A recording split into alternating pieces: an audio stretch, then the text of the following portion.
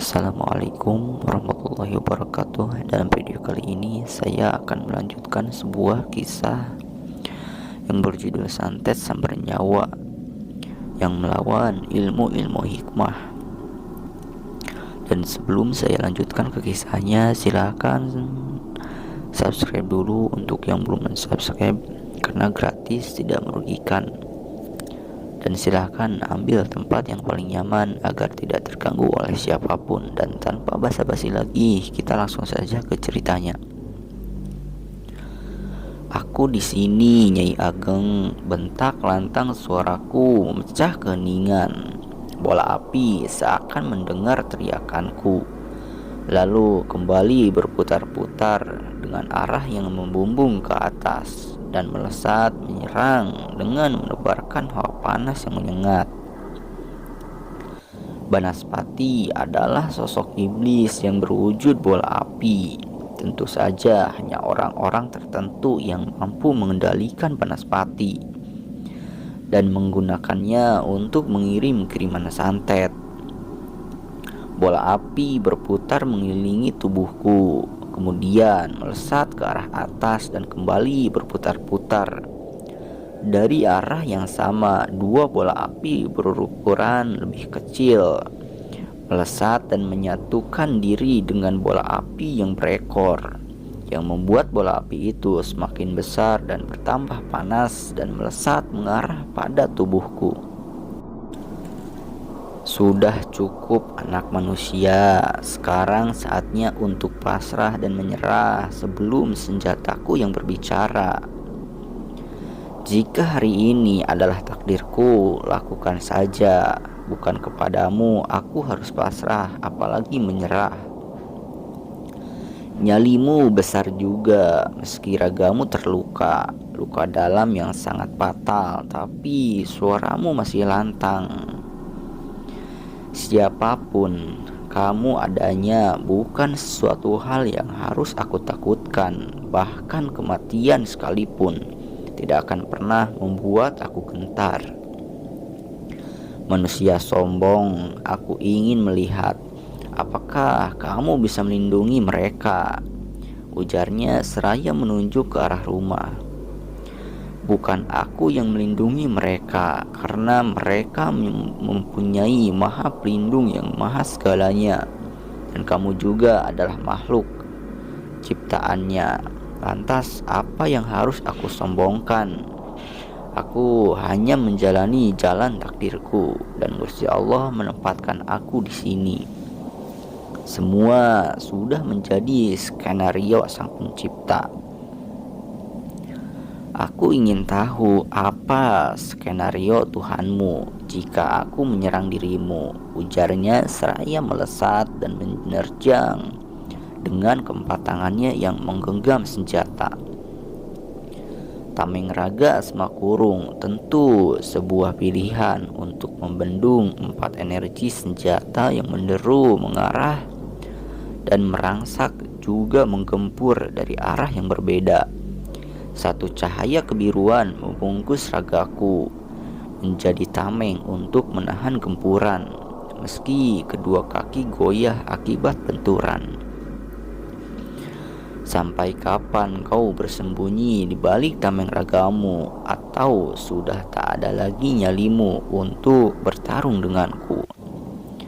Malam itu benar-benar hanya mampu bertahan tanpa sedikit pun melawan. Gusti Allah menyelamatkan nyawaku dengan membuat tak jebolnya tameng raga. Jika kamu tak mau bertarung dan hanya bersembunyi di balik tameng ragamu, aku ingin lihat bagaimana kamu bisa menyelamatkan mereka, ujar makhluk itu dan segera melesat menuju rumah. Untuk beberapa saat makhluk itu tertahan dan tak dapat masuk, membuat ia semakin geram dan murka. Keempat tangannya berputar yang menghasilkan deru angin, dan tameng gaib pun hancur dengan leluasa masuk dalam rumah.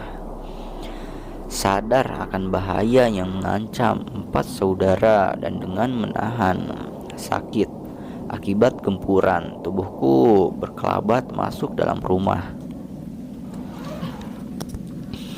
Mata Sari yang terbaring, terbeliak melihat kemunculan sosok yang begitu menyeramkan. Mulutnya menganga. Neti menutupi wajah dengan telapak tangannya.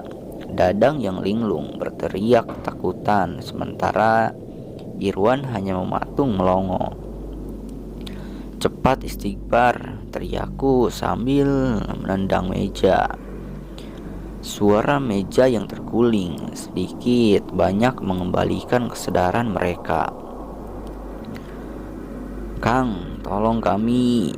Kembali menyatukan diri dan saling berpegangan tangan. Konsentrasilah, bibir mengucap dan hati menyebut kebesaran nama Tuhan kita. Akhirnya kamu keluar juga dari persembunyianmu. Hahaha. Mari kita teruskan permainan kita, Banaspati, ujarku seraya duduk bersila mengheningkan cipta, menyatukan hati dan pikiran, lalu larut dalam kemahabesaran Sang Pencipta. Mata Banaspati liar dan berusaha untuk mencengkram ketiga saudara yang tengah larut dalam zikir. Sontak Banaspati menarik kembali tangannya karena adanya sebuah kekuatan yang menyelubungi ketiga saudara. Kurang ajar, maki Banaspati sambil menghantamkan tangannya. Sebuah energi yang begitu kuat menderu menghantam tiga saudara. Tapi hantaman yang mengandung energi yang kuat seakan menghantam sebuah tameng dan berbalik ke arah. Edan, cetus Banaspati sambil menghindar. Mata Banaspati mengarah pada Dadang yang tak berhenti berteriak tak karuan. Setelah gagal menghantam diriku, juga tiga saudara. Celaka batinku saat Banaspati menjadikan Dadang sebagai pelampiasan kemarahannya. Bret, senjata dari Banaspati mengoyak tubuh Dadang. Dadang terjungkal lalu tertelungkup tak berkutik. Sebuah tawa panjang penuh dengan kepuasan mengakhiri sebuah tragedi di malam yang kelam. Tubuh Dadang terbujur kaku dengan luka lebam di beberapa bagian tubuhnya. Kembali keluarga itu kehilangan. Isak tangis pilu menyelimuti ketiga saudara setelah rangkaian acara memulasara jenazah selesai dilaksanakan. Saat semua orang-orang telah meninggalkan area pemakaman, Akang harus jujur dan mengakui bahwa santet ini begitu kuat dan Akang sendiri tak mampu berbuat banyak untuk menjaga kalian agar tetap utuh berempat, seperti amanah dari mendiang ibu kalian. Mungkin ini saatnya kalian untuk berjuang dan memperjuangkan hidup kalian. Cepat atau lambat, mungkin di antara kita yang akan jadi korban berikutnya. Hanya satu hal yang bisa kita ambil hikmahnya dari kejadian ini.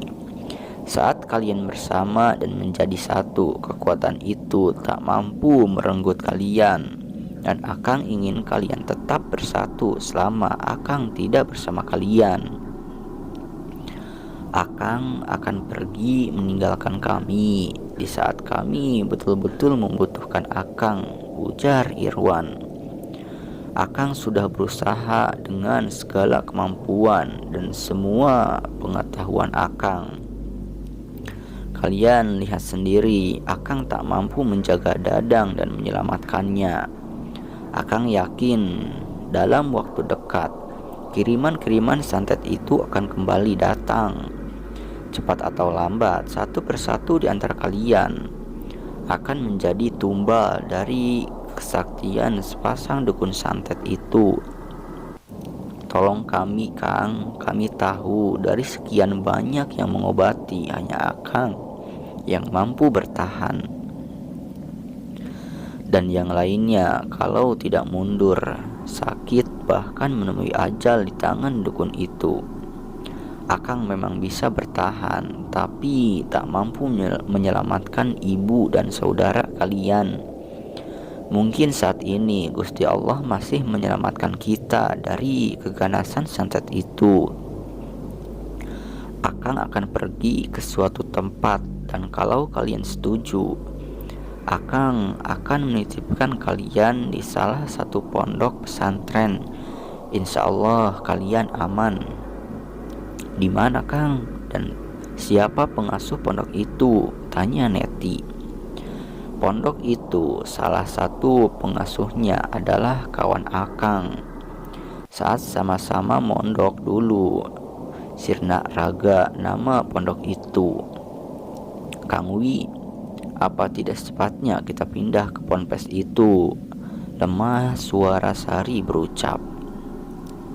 Kalau kalian setuju, mari kita pulang dan berkemas, ujarku. Hari menjelang sore, Irwan duduk di balik kemudi. Neti juga Sari tampak tidur kelelahan. Bagian leher Sari mulai mengering. Bau amis tidak begitu menyengat. Roda mobil terus berputar memecah jalanan kota Bandung. Masuk waktu maghrib, mobil sudah keluar dari kawasan kota Bandung. Sesaat kami berhenti di sebuah masjid pinggir jalan untuk menunaikan sholat maghrib. Mobil kembali melaju menuju utara meninggalkan kota Bandung. Cit, suara rem yang berderit yang membuat semua tubuh terdorong ke depan. Aku membuka mata yang terpejam saat keluar dari kota Bandung. Ada apa, Wan? Tanyaku. Tadi itu ada yang menyeberang, Kang, dan tertabrak, jelas Irwan.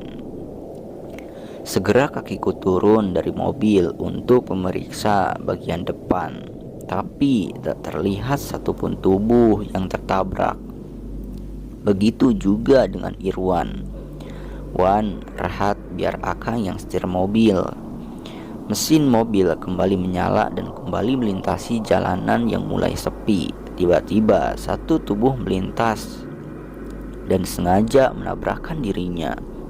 Suara rem mobil kembali berderit. Tubuh itu terpental dan tak lama kemudian kembali bangkit dan terkekeh-kekeh tertawa. Tawa seorang nenek-nenek dengan rambut acak-acakan dengan bola mata yang menggantung keluar. Darah membasahi wajahnya. Ketiga saudara berteriak histeris saat melihat wajah yang menakutkan. Astagfirullah, sepasang dukun itu terus mengejar, gumamku.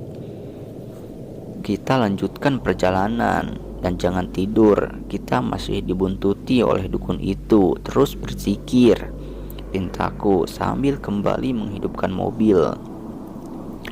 Setelah sosok nenek-nenek itu menghilang, mobil terus melaju membelah malam. Sepanjang jalan semakin sepi. Deretan-deretan rumah di sepanjang pinggir jalan menghilang berganti dengan sawah. Dan kembali rimbunan pepohonan yang berderet. Jalanan semakin gelap. Perasaanku semakin tidak enak. Lalu dengan cepat menepi dan turun dari mobil, diikuti oleh tiga saudara. Ada apa, Kang? Tanya Irwan. Kita telah disesatkan jalan, Wan, jawabku sambil menyulut sebatang rokok. Sementara ujung depan jalan adalah sebuah kegelapan. Kecemasan dan keresahan terlihat jelas dari wajah tiga bersaudara. Dari arah depan yang gelap, dua sosok tubuh menghampiri. Anak-anakku, ini Mamah sama Dadang, suara makhluk itu sambil melambaikan tangan. "Ibu!" jerit Sari dan Neti berbarengan sambil berjalan untuk menghampiri dengan tangan yang terentang hendak memeluk. "Istighfar dan sebut nama Tuhanmu, itu adalah jin kiriman yang menyerupai ibu kalian," ujarku sambil merentangkan tangan menghalangi dua saudari yang berhamburan ingin memeluk ibunya. "Kang Wi, itu ibu Kang," jerit Sari sambil terisak. Gitu juga dengan Neti. "Jika benar itu ibumu dan Dadang, bawa tangkai kelor ini. Bila mereka hilang, mereka bukan ibumu, juga saudaramu," ujarku sambil menggenggamkan dahan kelor di jemari tangan Sari.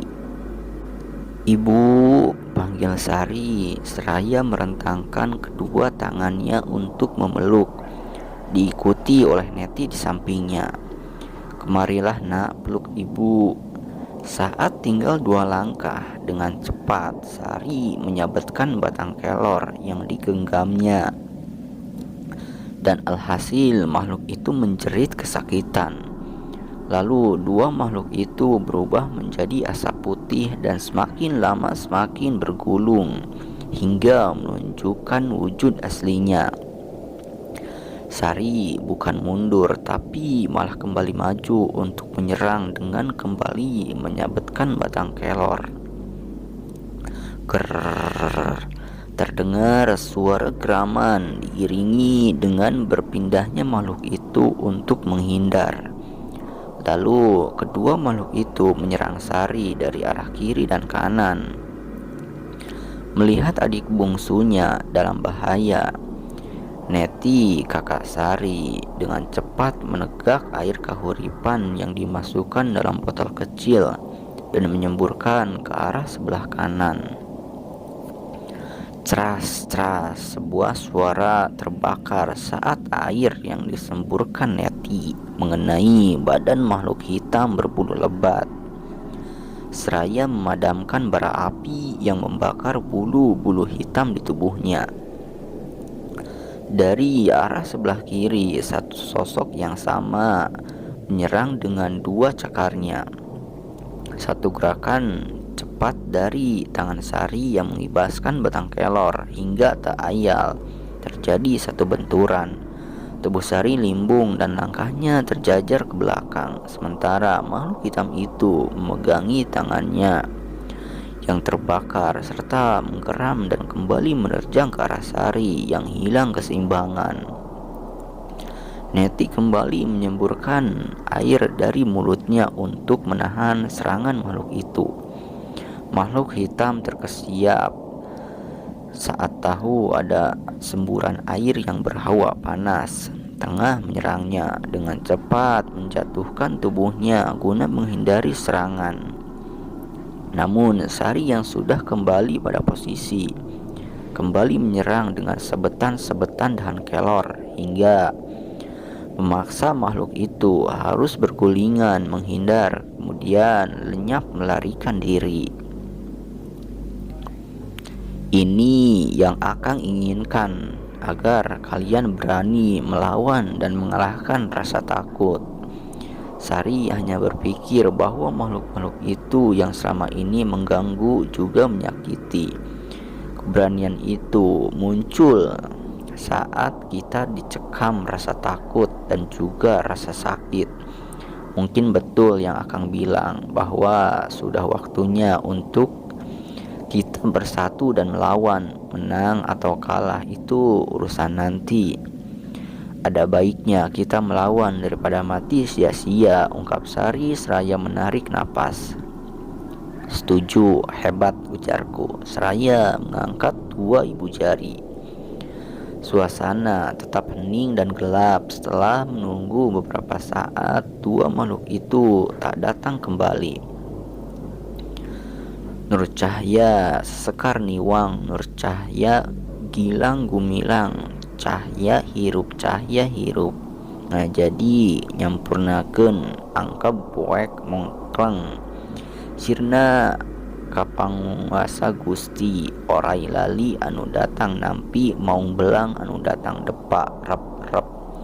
Sirna sajorelat muka lawang brai ngagebrai caang sapada harita. Gila, seru Irwan saat melihat di hadapannya yang ternyata kita semua tengah berada di pinggir hutan dengan posisi ban mobil yang terperosok dalam kubangan. Sudah cepat kita harus kembali meneruskan perjalanan. Kalau bisa secepatnya sampai sebelum sepasang dukun itu mengirim kembali makhluk lainnya, ujarku. Mobil kembali berjalan dilintasi yang seharusnya dan meninggalkan tepian hutan.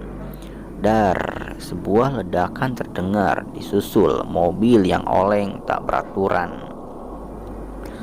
Suara rem yang menahan laju mobil hingga pada akhirnya dengan susah payah mobil kembali menepi dengan kondisi ban pecah. Hek, mau lari kemana kalian? Terdengar satu suara tanpa wujud. Nyai Ageng, batinku saat mendengar suara itu. Cepat keluarkan ban resep, ban sarapnya keluarkan. Kita ganti ban agar bisa jalan kembali, ujarku pada Irwan. Kondisi hatiku yang tidak tenang saat mendengar suara dari Nini Sima alias Nyai Ageng. Ya Allah, jika sepasang dukun itu sudah sampai sini, berat sekali. Ban mobil kembali terpasang, kini masalah kembali datang. Saat mobil tak kunjung menyala dan hidup. Apakah semua yang terjadi ulah dari dukun itu, Kang? Tanya Irwan yang kujawab dengan anggukan kepala. Tiga saudara terlihat kaget dan perangah saat melihat anggukan kepalaku. Lantas kita harus melakukan apa, Kang? Berdoa dan mohon perlindungan Gusti Allah. Mereka sengaja melakukan ini agar kita tidak bisa sampai tujuan dan menghabisi kita di tengah jalan. Keringat yang menetes dan perasaan tidak nyaman jelas sangat terasa dan menimbulkan ketakutan. Jika sepasang dukun itu menyerang dari kejauhan, dua cahaya terlihat. Cahaya dari lampu mobil, sementara satu bola api yang cukup besar melesat lalu berputar di atas kepala. Kang, panggil Irwan sambil menunjuk ke arah atas. Malam ini mungkin malam penentuan bagi kita semua. Asal kita tidak ada dan kembali tidak ada. Jika malam ini adalah akhir dari hidup kita, lakukan yang terbaik, ujarku sambil menyeka tubuh dengan air kahuripan. Dan tiga saudara melakukan seperti yang kulakukan serta meminta mereka untuk berdoa. Iblis Banaspati, tunjukkan wujudmu. Bola api yang berputar tiba-tiba melesat dan menyerang ke arah tiga bersaudara. Blar, suara dentuman terdengar saat pukulan dari doa Jibril menyongsong bola api. Bola api itu kembali berputar dan menyerang kembali. Kedua kalinya benturan terjadi yang mengakibatkan terhempasnya tubuhku dan bergulingan di tanah. Sementara bola api itu kembali melesat memburu tubuh yang bergulingan. Kang, awas, teriak Irwan. Asma 4 terbalik kembali menyelimuti tubuhku. Tapi sebuah serangan dari bola api kembali menghantam dan tubuhku kembali terpental. Hahaha, modar sia. Suara dari iblis Banaspati yang telah berwujud seraya memutarkan senjata pada keempat tangannya. Deru angin dari keempat senjata yang berputar menderu dan menerjang menghantam 4 asma kurung tameng raga. Terimalah kematianmu. Hahaha, gelak tawa Raja Iblis Banaspati seraya melucutkan cambuknya yang menggelegar disertai kilatan api yang menyambar. Tubuhku kembali terhempas dan terlentang tak berdaya. "Kang!" teriak tiga saudara saat melihatku terlentang dengan napas satu dua. "Kang, bangun Kang!" jerit Sari. "Hahaha, sekarang bagian kalian bertiga," ujar Raja Iblis Banaspati sambil membalikan badannya ke arah tiga saudara. Tiba-tiba Sari melepaskan genggaman tangannya dari kedua kakaknya. Dengan batang kelor di tangannya, Sari menyerang Iblis Banaspati. Suara sabetan batang kelor yang dibalas tawa panjang Iblis Banaspati. Dengan cepat tangan iblis itu menangkap dahan kelor serta membantingkan tubuh Sari sehingga terjerembab. Kedua kakaknya segera berlari membangunkan adiknya. Mereka kembali berpegangan tangan dan berdiri tegak di hadapan Iblis Banaspati. "Akhiri semuanya agar kami mati bersama-sama," ujar Irwan menantang. "Bukan hal sulit membunuh kalian bertiga. Tunggu saja giliran kalian. Biar ku cabut dulu nyawa dia," sambil menunjuk ke arah tubuh yang terlentang tak berdaya. Sesaat kemudian tubuh Banaspati melesat dan berdiri di atas tubuhku yang tak berdaya. Dua kaki yang berladam mencoba untuk menginjak dan menembus tameng rogo yang mulai memudar menyelimuti tubuhku. "Hahaha, modar syah, modar," tawa Iblis Banaspati saat melihat tameng rogo memudar seiring dengan hilangnya kesadaranku. Tangan kanan Iblis Banaspati yang menggenggam pedang diangkat ke atas dan bersiap untuk memenggal kepala. Sementara cambuk di tangan kirinya sudah membelit seluruh tubuhku. Tangan kiri satunya lagi menjambak rambutku. "Sebelum kamu mati, panggil Tuhanmu, sebut semua nama leluhurmu," ujar Banaspati. Dan kilauan kilatan pedang berkelebat. Modar. Satu sinar hijau menghantam tangan Banaspati. Pandangannya terlepas, tubuhnya terdorong ke belakang. Liar mata Banaspati mengawasi arah datangnya sinar hijau. "Kurang ajar, beraninya mencampuri urusan Raja Banaspati. Tunjukkan wujudmu. Aku Donggala Raja tidak takut menghadapimu," ujar Iblis Banaspati sambil menyebutkan namanya sendiri. "Maafkan akang, Wi," cetus Gus Malik seraya mengusapkan telapak tangannya ke sekujur tubuhku. "Raja Donggala, aku tidak ada urusan denganmu dan aku sedang tidak ingin bermain-main denganmu. Jika kamu bisa keluar dari lingkaran yang kubuat, aku tidak akan campur tangan. Tapi jika kamu tidak bisa keluar sampai nanti azan awal subuh, biarkan kami semua pulang," ujar Gus Malik. "Jika aku bisa keluar, serahkan nyawa mereka padaku dan kau jangan ikut campur, atau kau juga ingin merasakan kedayaan ilmuku. Hahaha." "Baiklah kalau begitu," jawab Gus Malik sambil membuat lingkaran yang mengelilingi tubuh Raja Donggala. "Cepat angkat tubuhnya dan masukkan ke mobil," pinta Gus Malik pada santrinya yang menemani. Tidak lama kemudian, deru mesin mobil terdengar. Gus Malik dan santrinya meninggalkan tempat itu, diikuti Irwan dan adik-adiknya. Raja Donggala, itulah kenapa manusia disebut makhluk mulia. Karena manusia diberi akal dan pikiran, tidak sepertimu, batin Gus Malik. "Manusia kurang ajar, rasakan pembalasanku," teriak Raja Donggala yang terkurung dalam Rajah Karomah Wali.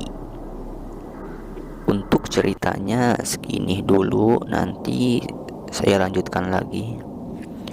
Dan dari video ini banyak sekali kekurangan-kekurangannya, jadi mohon maaf sekali. Saya berharap kepada teman-teman untuk bisa memaafkan dari kekurangan-kekurangan saya.